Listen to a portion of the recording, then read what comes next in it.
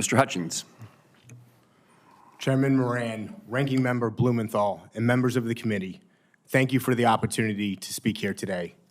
I'm Mike Hutchings, and I serve as the Chief Executive Officer of Combined Arms, a veteran-founded and veteran-led nonprofit dedicated to transforming how America supports those who have served.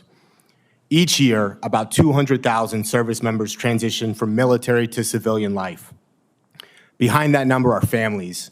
There's parents, spouses, children, who often find themselves navigating a maze of agencies and organizations that were never efficiently designed to work together. Veterans may face longer wait times, repetitive paperwork, and a lack of coordination that too often may leave them vulnerable.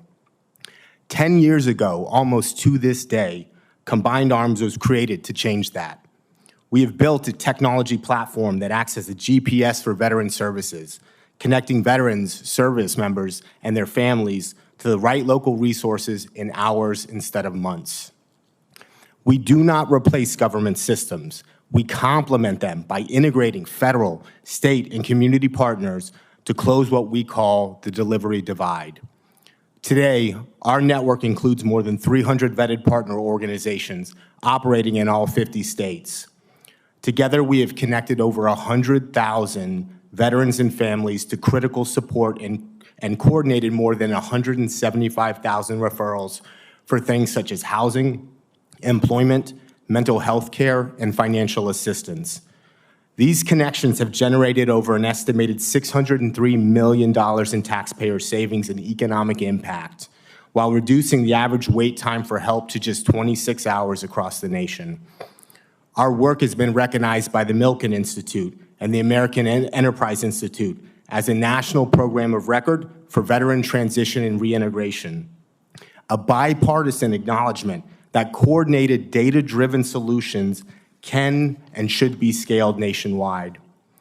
But we also recognize the challenge, an oversaturated and hyper-fragmented landscape with nearly 45,000 nonprofits in the veteran services space.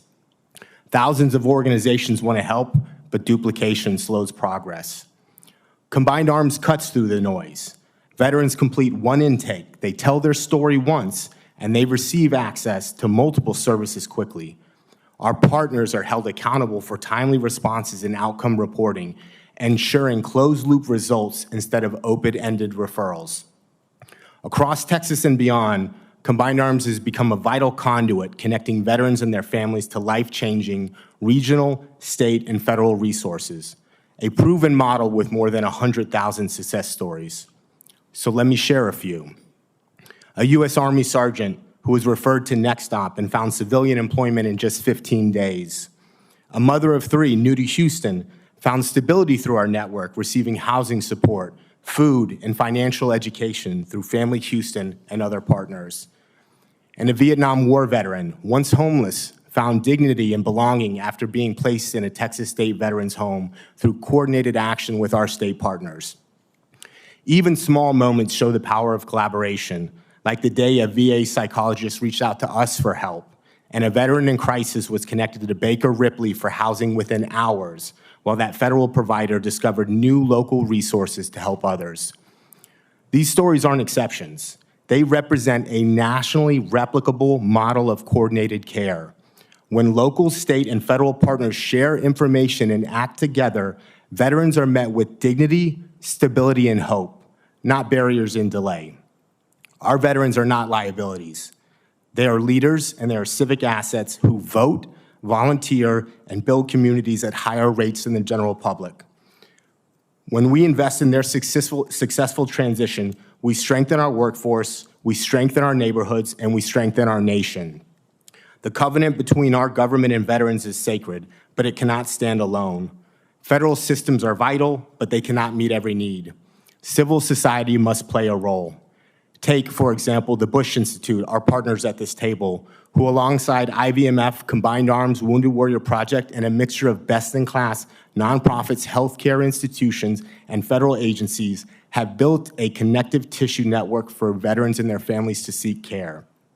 No one organization can do this alone.